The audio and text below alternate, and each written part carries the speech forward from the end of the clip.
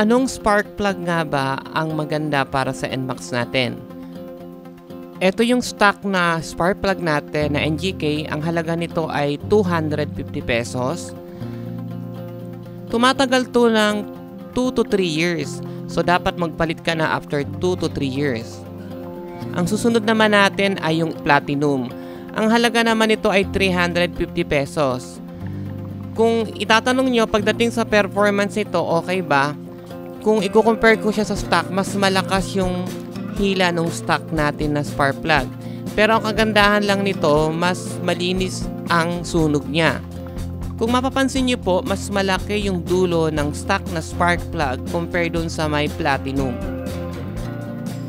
Kasi tinesting ko na po ito, i-compare ko dun sa stock. So medyo nabawasan ng konti yung power. Ang pangatlo naman po sa ating spark plug ay tinatawag na NGK Iridium. Ang halaga po nito ay 650 pesos. Ano po ba ang advantage ng Iridium? Ang advantage po niya dahil mas malakas po siyang sumunog at mas malinis, mas nadadagdagan po yung power ng ating makina.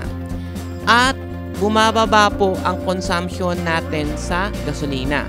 So ito po yung nakakabit sa NMAX ko ngayon at na-test ko na po siya.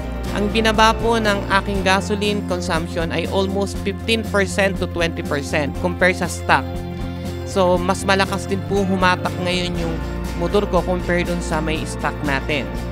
Now, kung meron po kayong budget, I would suggest na mag-Iridium po kayo kasi talagang sulit po siya. Halos yung idadagdag natin sa presyo ay babalik din sa atin dahil sa matitipid po nating gasolina. Bukod po doon, ay matagal po ang buhay niya compare po sa mga stock at sa platinum.